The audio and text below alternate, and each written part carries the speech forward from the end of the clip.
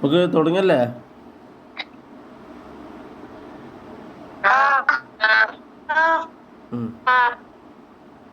ഇന്ന് ദുറൂസ് അല്ലേ?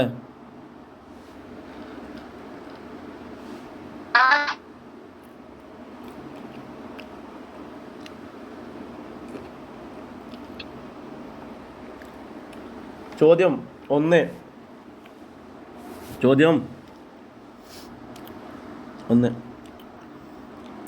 ഭൂമിയിൽ ജീവജാലങ്ങളിൽ ആദ്യം നശിക്കുന്നത് ഏതാണ്? വഅലൈക്കും അസ്സലാം വറഹ്മത്തുള്ളാഹ്. ഹബീബി വെൽക്കം.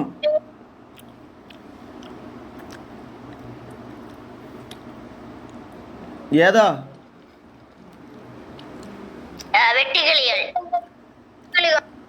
വെട്ടുകിളികള്, പക്ഷികള്, മൃഗങ്ങൾ ഏതാവോ? വെട്ടുകിളിനെ കണ്ടുകണ ആരെങ്കിലും?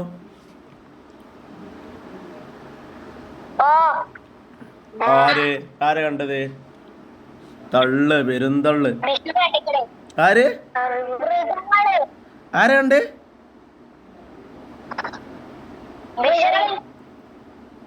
ബിസ്ര. ആരുണ്ട്? ബിസ്ര. അത് പുൽച്ചാടിയാവും. ബിസ്ര കണ്ട് പുൽച്ചാടിയാവും. യൂട്യൂബിലല്ല. അറിയിപ്പിച്ചല്ല. ശരിക്ക് വെട്ടുകളിനെ കണ്ടത് ആരാളെ?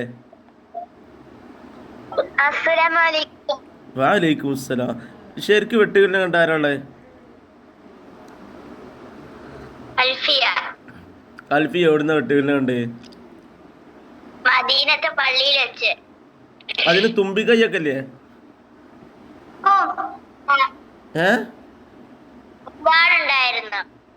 ഒരുപാടുണ്ടായിരുന്നോ? വഅലൈക്കും സലാം. എന്നിട്ടോ അതിന് തിന്നാൻ പറ്റുമോ?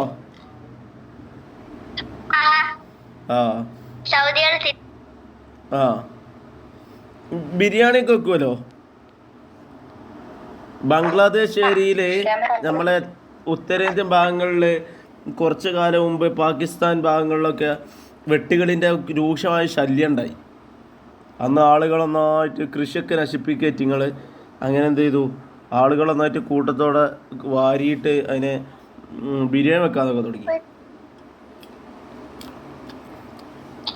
ഇത് ഇന്നത്തെ സ്പെഷ്യൽ തള്ളൊന്നല്ല കേട്ടോ, ഉള്ളതാണ്.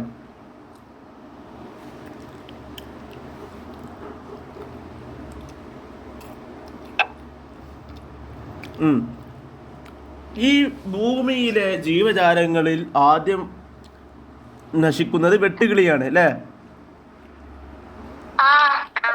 അതാര് പറഞ്ഞതാ?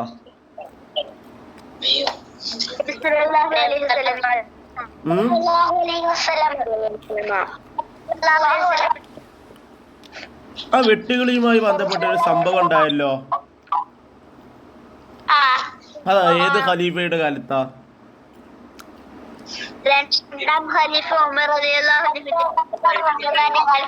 ആ ഭാഗം ഒന്ന് വായിക്കുവോ?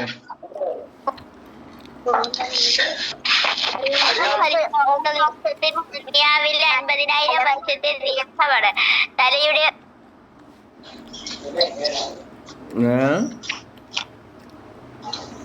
രണ്ടാം ഖലീഫ ഉമർ റളിയല്ലാഹുവിന്റെ ഭരണകാലം രാജ്യത്ത് ജറാദുകളുടെ എണ്ണം വളരെ കുറഞ്ഞു. മദീനയുടെ പ്രാന്തപ്രദേശത്തുള്ള കൃഷിയിടങ്ങളിലൊന്നും വെട്ടുകിളിയെ കാണാനില്ല. ഖലീഫ ദുഃഖിതനായി. ഷാം, ഇറാഖ്, യമൻ തുടങ്ങിയ നാനാ ഭാഗത്തേക്കും ആളുകളെ അയച്ചു. കുറച്ചു ദിവസങ്ങൾ കഴിഞ്ഞു. യമനിലേക്ക് അയച്ചവർ കുറെ ജറാദുകളുമായി തിരിച്ചു വന്നു. ഖലീഫ സന്തോഷവാനായി. അദ്ദേഹം പറഞ്ഞു, ഭൂമിയിലെ ജീവജാലങ്ങളിൽ ആദ്യം നശിക്കുന്നത് വെട്ടുകിളിയാണെന്ന് നബി സല്ലല്ലാഹു അലൈഹി വസല്ലം പറഞ്ഞിട്ടുണ്ട്. അവ നശിക്കുന്നതോടെ പ്രകൃതിയിലെ ആവാസ വ്യവസ്ഥ തകരുന്നതാണ്. അപ്പോ വെട്ടുകിളി, മദീനത്ത് വെട്ടുകിളി കുറഞ്ഞപ്പോൾ ആ ഏത് ഖലീഫയാണ് ദുഃഖിച്ചത്?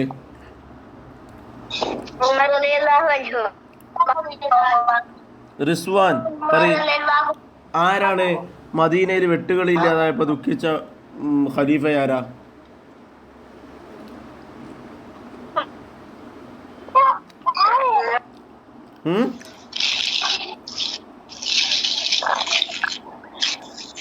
റിസ്വാൻ.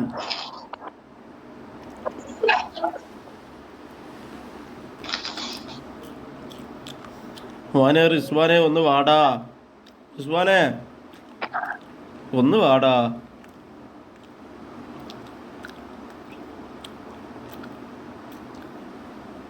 എന്നാ അസ്ലം. അസ്ലം എന്ന് പറഞ്ഞ പേരുള്ള ആരാ? ഓമച്ചപ്പേരിലാണല്ലോ. OMP എന്നുള്ള രീതി. ഞാനോ?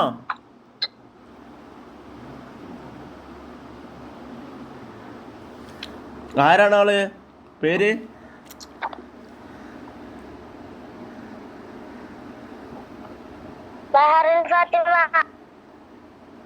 മെറിൻ ഫാത്തിമ. ഇന്നലെ ജോയിൻ ചെയ്താ?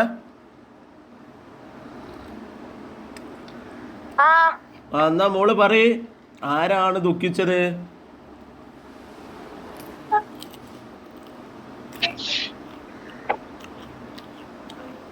മദീനയിൽ വെട്ടുകൾ കുറഞ്ഞത് കാരണം ദുഃഖിച്ച ഖലീഫ ആരാണ്?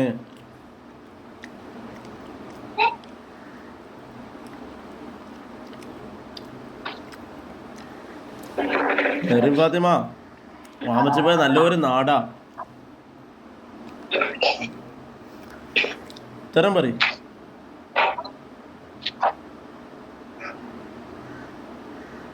ഓള് പോയോ?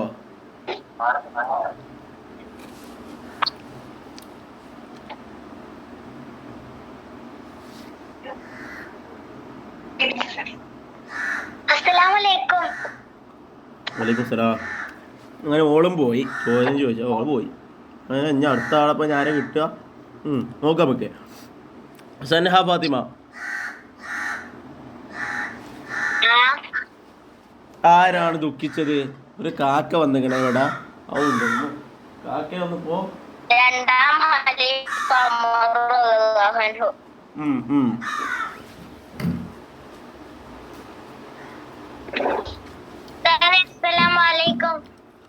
വലൈക്കും സലാം. എന്നാ നേരത്തെ ചോദിച്ച റിസ്വാന് മൈക്ക് ഓണാക്ക്. റിസ്വാൻ ക്ലാസ് ഓണാക്കിച്ചാണ്ട് പോയോ?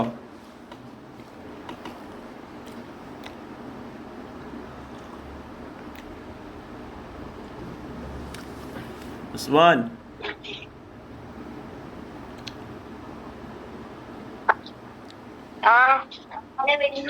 രണ്ടാമത്തെ ഖലീഫന്റെ പേരെന്താ ഒന്ന് പറഞ്ഞ? രണ്ടാം ഖലീഫയുടെ പേര്? രണ്ടാം ഖലീഫ ആരാണ്?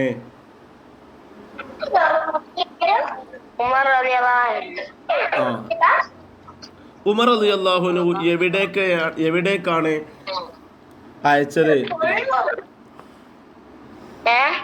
ഉമർ റളിയല്ലാഹു അൻഹു വെട്ടുകിളിയെ കൊണ്ടുവരാൻ എവിടേക്കാണ് അയച്ചത്?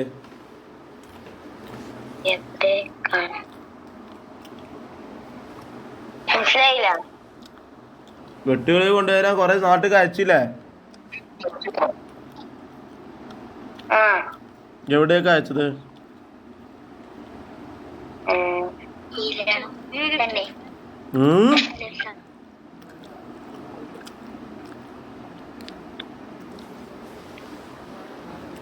മോനെ റിസ്വാനെ പറയടാ. നമ്മളെ ചങ്കലടാ, ഒന്ന് പറയേ. എന്താടാ പറഞ്ഞാട്ടെ, കിട്ടാത്തോണ്ടല്ലേ, അറിയാത്തോണ്ട് ചോദിക്കണല്ലേ, ഇതൊന്ന് പറഞ്ഞാട്ടെ.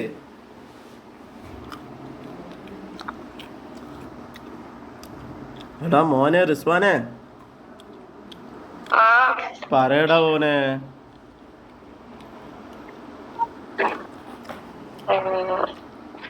എന്നാ റിസ്വാൻ ആ ഭാഗം വായിക്കേ.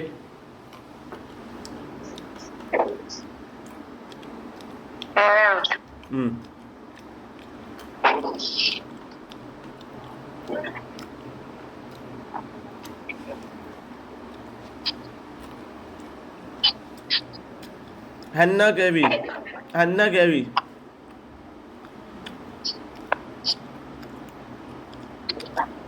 ഹന്ന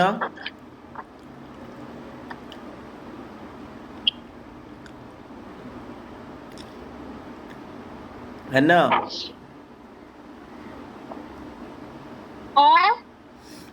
മോളാ ഭാഗം ഒന്ന് വായിച്ചാ.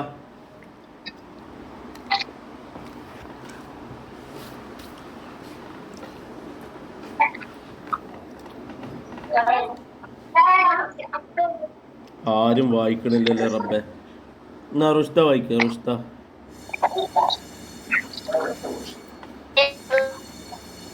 റുഷ്ത വായിക്കേ. രണ്ടാം ഏറ്റെ അള്ളാഹുവിന്റെ ഭരണകാലം രാജ്യത്ത് വളരെ കുറഞ്ഞു. മദീനയുടെ പ്രദേശത്തുള്ള കൃഷി ഇടങ്ങളിലൊന്നും വെട്ടുകിളിയെ കാണാനില്ല. ഖലീഫ ദുഃഖിതനായി ഷാം, ഇറാഖ്, യമൻ തുടങ്ങിയ നാനാഭാഗത്തേക്കും ആളുകളെ അയച്ചു. Sham, Iraq, Yemen. ഷാമങ്ങള് ഇപ്പൊ യമന്, ഇറാഖ് എന്ന് പറഞ്ഞ പേര് നിങ്ങൾ കേൾക്കലുണ്ടാവൂലേ? ഇറാഖും യമനും ഇപ്പോഴും ഉണ്ട് അല്ലേ? ഇപ്പോഴും ഇല്ലേ? അപ്പൊ ഷാം ഇവിടെ പോയി? വെട്ടുകിളിന്റെ അപ്പൊ മൂപ്പരും പോയാ?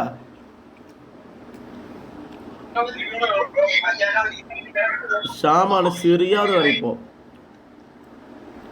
കേട്ടുകണോ? സിറിയ എന്ന് കേട്ടോ? സിറിയ.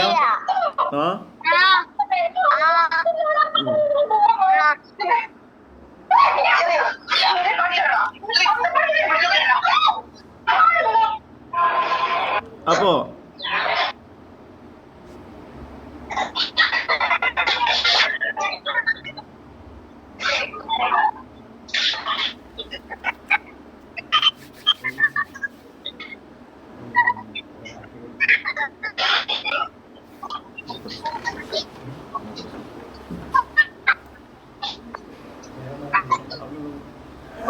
മക്കളെ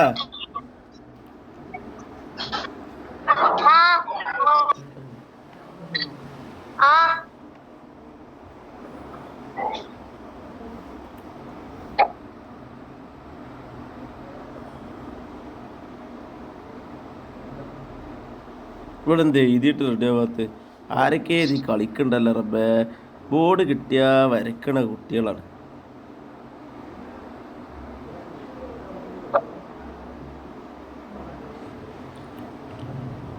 ഷാമ്, പിന്നെ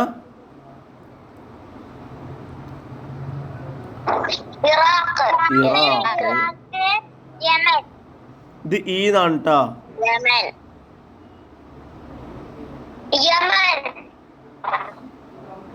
ഇതെന്താ കുട്ടികളെ ബോർഡ് തെളിയാത്ത?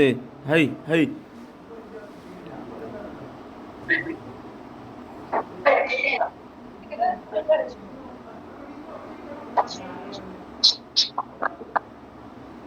എന്താണിത്? ഇറാ അടിപൊളി എഴുത്തല്ലേ? ആവു. ആരാ സർട്ടിഫിക്കറ്റ്? നോക്കൊരു മുട്ടായി ഉണ്ട്. ഇറാഖ്, പിന്നെ നോക്കുന്നുണ്ട് യമൻ. യമനിൽ നിന്നാണ്. യമന് നമ്മളെ അടുത്താണ്. നമ്മളെ നാട്ടിലേക്ക് കുട്ടികൾ എല്ലാവരും ഉഷാറല്ലേ? യമന്റെ വേറൊരു വിഷയം ഇപ്പോൾ ലാസ്റ്റ് ഭാഗത്ത്, നമ്മളെ ദുറൂസിലെ ലാസ്റ്റ് ഭാഗത്ത് ഒരു വിഷയം പറഞ്ഞിട്ടുണ്ട് യമനായിട്ട് ബന്ധപ്പെട്ട്. അറിയോ? ആർക്കറിയാം? പറഞ്ഞ സമ്മാനം. നമ്മൾ ദുറൂസിന്റെ രണ്ടാം ഭാഗത്തിലെ ലാസ്റ്റ് പാഠത്തിന്റെ മുമ്പത്തെ പാഠം കേരളവുമായി ബന്ധപ്പെട്ടൊരു പാഠല്ലേ? ആ പാഠത്തില് യമനെ കുറിച്ച് പറയുന്നുണ്ട്. ആ ഒരു ബുക്ക് നോക്കരുത്. നോക്കിയാല് നാളൊരു കുട്ടി ബുക്ക് നോക്കിയിട്ട് അതിനെ കോക്രാച്ച് പിടിച്ചിക്കണം. എല്ലാരും പേടിച്ചില്ലേ? പേടിച്ചിട്ടുണ്ടാവും, വെറുതെ പറയണേ. പേടിച്ചാക്കൂല. ഏതായാലും എന്താണ് യമനൊരു പ്രത്യേകത ഈ പറയുന്നുണ്ട്? രാജാവ് ഭരിച്ചത് എവിടുന്നാ? ഒമാനിലെ ഷഹറല്ലേ? അതല്ല, യമനാ ചോദിച്ചത്. ഒമാനും യമനും എന്താ? എളാപ്പി മുത്താമ എന്ത്?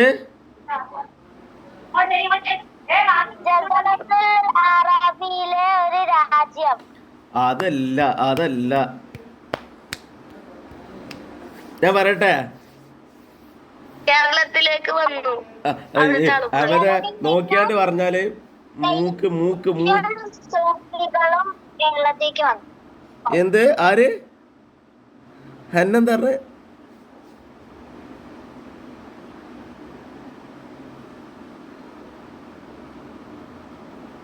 ആർക്കും അറിയില്ല റബ്ബേ.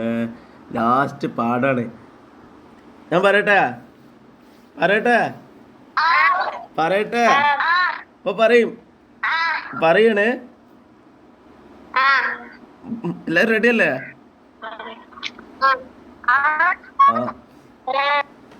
ഞാൻ ആദ്യം എന്നെ കുറിച്ച് പറയാം.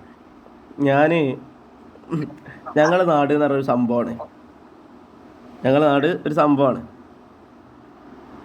അവിടെ അവിടെ ഒരുപാട് തങ്ങന്മാരൊക്കെ ഉണ്ട്. അവിടെ ഒരുപാട് എന്ത് പറയണ്ടേ? എന്ത് യമനിനെ കുറിച്ച് ലാസ്റ്റ് പാഠത്തിൽ പറഞ്ഞില്ലേ? അത് പറയും. ഞങ്ങളവിടെ കുറെ തങ്ങന്മാരുണ്ട്. ഞങ്ങളുടെ നാട്ടിൽ കുറെ തങ്ങന്മാരുണ്ട്. അതിൽ പെട്ട ഒരാളാണ് സയ്യിദ് മൗലദ് ബീല കുത്തുബുസ്സമാൻ മമ്പുറം തങ്ങൾ. ആര് കേട്ടുകണാ? ആര് കേൾക്കണേ അല്ലേ? ഞങ്ങളടുത്താ കുറച്ചോളൂ. അപ്പോൾ അവിടേക്ക് മമ്പുറം തങ്ങൾ വന്നത് കോഴിക്കോട്ടേക്കാണെങ്കിലും പക്ഷെ പിന്നെ അവിടെയാണല്ലോ മമ്പുറത്താണല്ലോ. അപ്പോൾ അവർ വന്നത് എവിടുന്നാണെന്നറിയോ?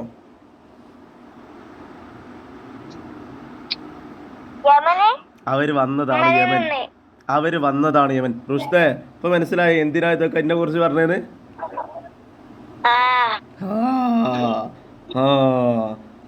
ഓർമ്മ ഉണ്ടാകാൻ വേണ്ടി പറഞ്ഞതാട്ടാ. അല്ല തങ്ങന്മാർ അവിടുന്ന് വന്നത് എന്ന് പറഞ്ഞാല് പലരും മറന്നു.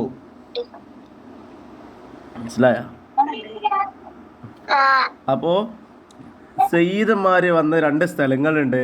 ഇപ്പോൾ നമ്മള് ഖലീൽ തങ്ങൾ കേട്ട ആരൊക്കെയുള്ളത്? ഖലീൽ തങ്ങള് മഅദീന്റെ മലപ്പുറത്തെ മഅദീനുണ്ട്. മഅദീന്റെ ഖലീൽ തങ്ങൾ ബുഖാരി അല്ലേ? ബുഖാരി സയ്യിദ് ഇബ്രാഹിമുൽ ഖലീലുൽ ബുഖാരി എന്നല്ലേ പറയല്? ഈ ബുഖാരി സാദാത്ത് എവിടുന്ന് വന്നതെന്നറിയോ? അല്ല, അവർ യമൻ എന്നല്ല. നമ്മളെ പാഠത്തിൽ 2 സ്ഥലങ്ങളാണ് സയ്യിദന്മാര് വന്ന് പറയുന്നത്. ഒന്ന് യമൻ, മറ്റൊന്ന് ബുഖാറ. എന്ത്? അപ്പൊ ബുഖാരി എന്നുള്ളത് എവിടുന്ന് വന്നതാ? അവരെ വല്യാപ്പ കണ്ണൂര് വളപട്ടണത്ത് ഇസ്മായിലുൽ ബുഖാരി എന്നറിയപ്പെട്ട വലിയ മഹാനായിരുന്നു. കണ്ണൂര് വളപട്ടണത്ത് അവര് വന്നത്. മനസ്സിലായോ?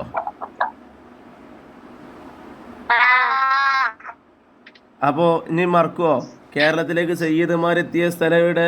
2 സ്ഥലങ്ങള് എവിടെ നിന്നൊക്കെയാണ് എത്തിയത്? ബുഖാരി അല്ല, ബുഖാറ. യമന് പിന്നെ ബുഖാറ എന്ന് പറഞ്ഞാൽ യമനിലെ സ്ഥലമല്ല കേട്ടോ. റഷ്യയുടെ ഭാഗത്തുള്ള ആ ഭാഗത്തുള്ള സ്ഥലമാണ് ബുഖാറ. മനസ്സിലായോ? അപ്പൊ എന്തിനാണ് നമ്മള്, ഏതായാലും പോട്ടെ, നമ്മളെ വിഷയം എന്താ? നമ്മള് വെട്ടുകിളിയെ എന്ത് ചെയ്തു? എവിടേക്കൊക്കെയാണ് യാത്ര അയച്ചത് ആളുകളെ? Sham, Iraq, Yemen. അപ്പൊ യമന് നോട്ട് ചെയ്തോളേ. യമന് എന്ന് പറഞ്ഞാൽ 2, നമ്മളെ പുസ്തകത്തിൽ 2 ഭാഗത്ത് പറയുന്നുണ്ട്. ഒന്ന് സയ്യിദന്മാർ വന്നതായിട്ടും പറയുന്നുണ്ട്. മറ്റൊന്ന്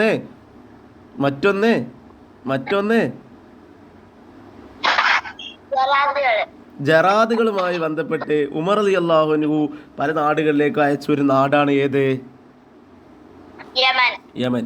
മറ്റൊന്ന് 2 പ്രത്യേകത എന്തൊക്കെയാണ് യമനിന്റെ?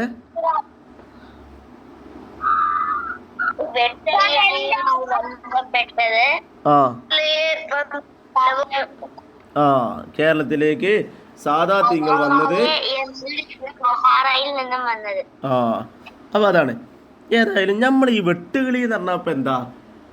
ആരും പാടൊന്നും നോക്കണ്ട, പുസ്തകമൊന്നും നോക്കണ്ട, വളരെ സിമ്പിളായിട്ട് നമുക്ക് പറയാം. വെട്ടുകിളി എന്ന് പറഞ്ഞാൽ എന്താ സാധനം? എന്താ? ഒരു ജീവിയാണ് അല്ലേ? ഒരു ജീവിയാണ്. എന്തിനാ ഇപ്പം ജീവിയുടെ വംശനാശം? വംശനാശം എന്ന് പറഞ്ഞാൽ എന്താ? ആ ജീവി തന്നെ ഇല്ലാതായി പോവല്ലേ? ആ അപ്പോൾ ഈ അതിനെ കുറിച്ച് എന്തിനാ ഇപ്പം നമ്മളെ ദുറൂസിൽ പറഞ്ഞത്? ജീവിനെ കുറിച്ച് അത് പറഞ്ഞത് നമ്മൾ എന്ത് ചെയ്യണം? പരിസ്ഥിതിയെ സംരക്ഷിക്കണം. നമ്മളെ വിഷയം എന്താ?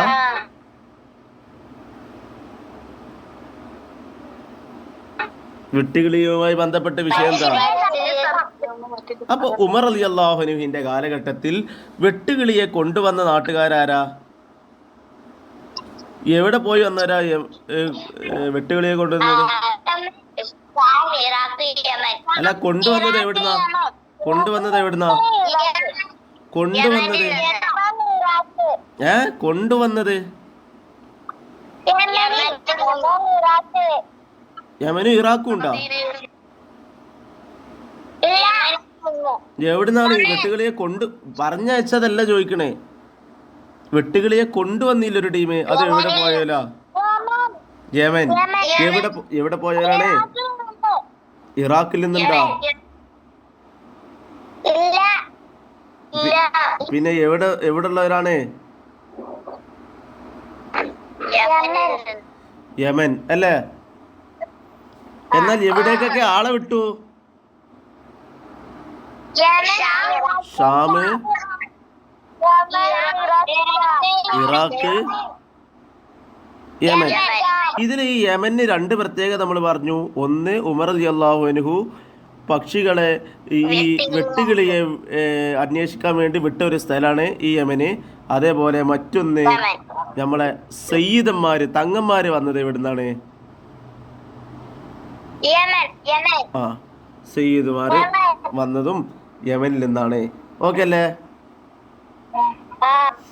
ഇനി ബാക്കി ആ പാടൊന്ന് വായിക്കുവോ? ഒരാള്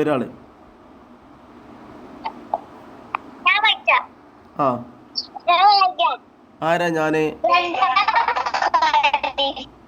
ആ, ഖലീഫ ഉമർ ഭരണകാലം രാജ്യത്തെ ജറാദുകളുടെ എണ്ണം വളരെ കുറഞ്ഞു.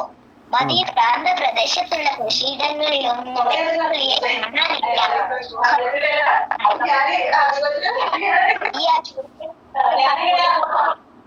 മണ്ണും വെള്ളവും ദിവസങ്ങൾ കുറെ ജറാദുകളും തിരിച്ചു വന്നു.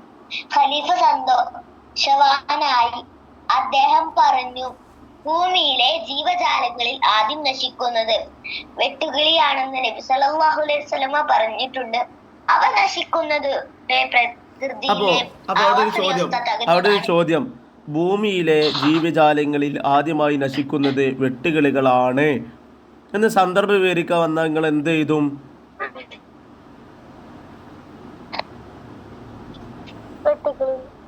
വെട്ടുകിളി. ആ, മദീനയിൽ എന്ത് ചെയ്തു? മദീനയുടെ പ്രാന്തപ്രദേശങ്ങളിൽ നിന്നൊക്കെ പ്രദേശത്തുള്ള കൃഷിയിടങ്ങളിൽ വെട്ടുകിളിയെ കാണാനില്ല. ഖലീഫ ദുഃഖിതനായി. ഷാം, ഇറാഖ്, യമൻ തുടങ്ങിയ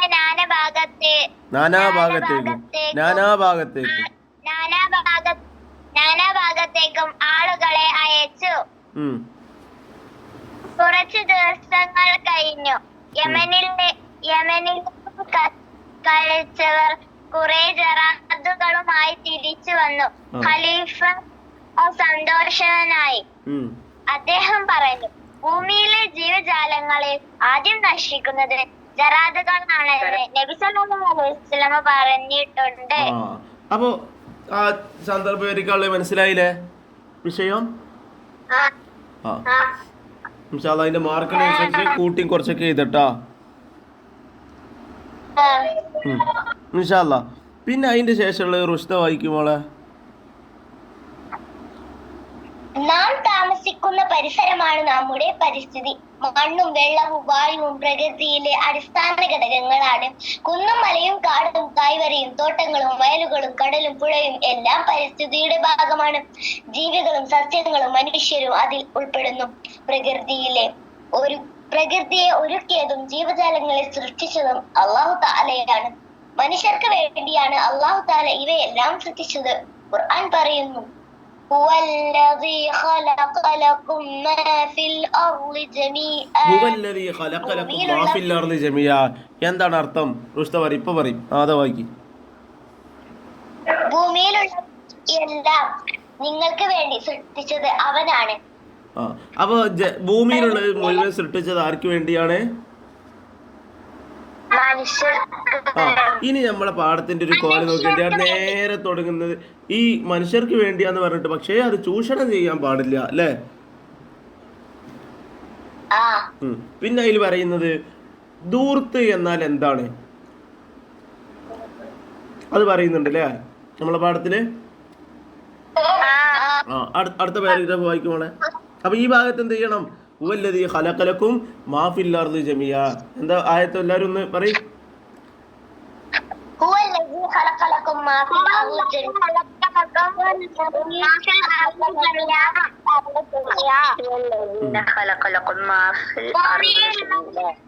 ഹുവല്ലദീ ഖലഖ ലക്കും മാ ഫിൽ അർളി ജമീഅ. എന്തേ എല്ലാവരും പറയും. എല്ലാവരും മൈക്ക് ഓണാക്കിയാലും ഇല്ലെങ്കിലും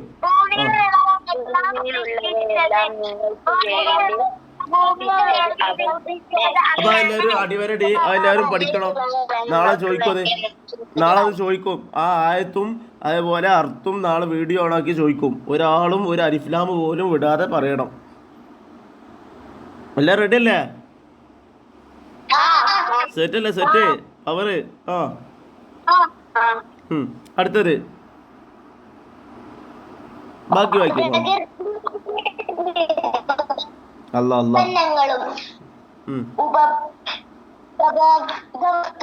അതിൽ പെടുന്നു.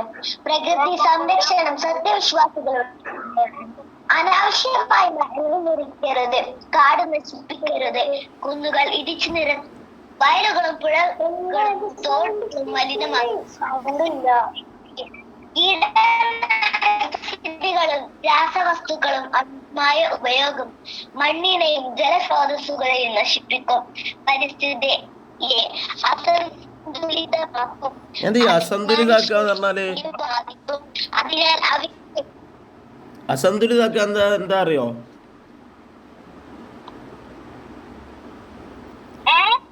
അസന്തുലിതമാക്കാന്ന് പറഞ്ഞാൽ എന്താ അറിയോ? അല്ല.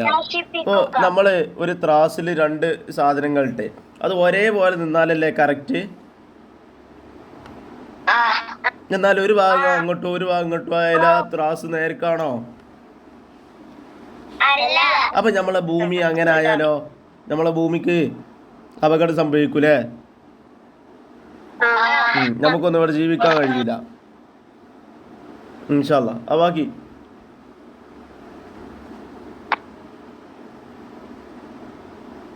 പൊതുസ്ഥലങ്ങളിലും വരയിലും ജലാശയങ്ങളിലും മാലിന്യങ്ങൾ നിക്ഷേപിക്കരുത്. അല്ലാഹു തആല പറയുന്നു, ലാ തുൽഖൂ ബിഐദീകും ഇലാ ആയത്ത് 2 ലാ തുൽഖൂ ഐദീകും ഇലാ തഹ്ലുക. നിങ്ങൾ എന്ത് ചെയ്യരുത്? നിങ്ങൾ സ്വയം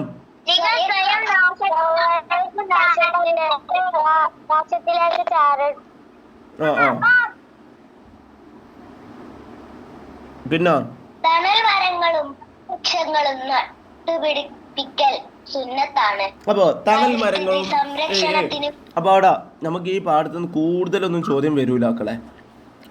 എല്ലാവരും ഇത് കാണാതെ പഠിച്ച് ഒന്നായിട്ട് ഇതാകൊന്നും വേണ്ട. തണൽ മരങ്ങളും വൃക്ഷങ്ങളും നട്ടുപിടിപ്പിക്കുന്നതിന്റെ വിധി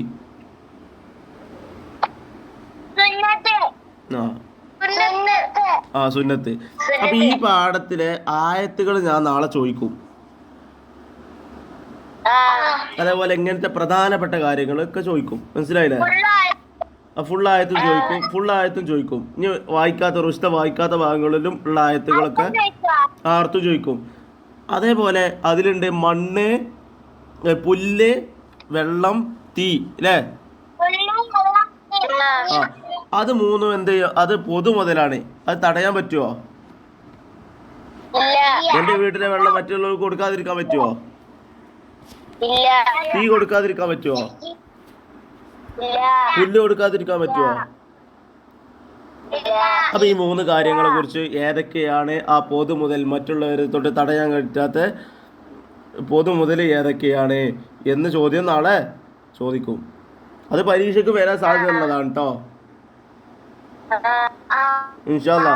ഇന്നത്തെ ക്ലാസ് നമ്മൾ വൈൻഡപ്പ് ചെയ്യല്ലേ? ദുറൂസ് ആയതുകൊണ്ടാണ് കൂടുതൽ നമ്മൾ ചിത്രം വരക്കാത്തത്. ഇൻഷാ അല്ലാ നമ്മൾ ഏതെങ്കിലും മാർഗം ഉണ്ടെങ്കിൽ അനുസരിച്ച് ഇങ്ങനെ ഒന്നുകൂടി എളുപ്പമാക്കൂട്ടാ. അഞ്ഞു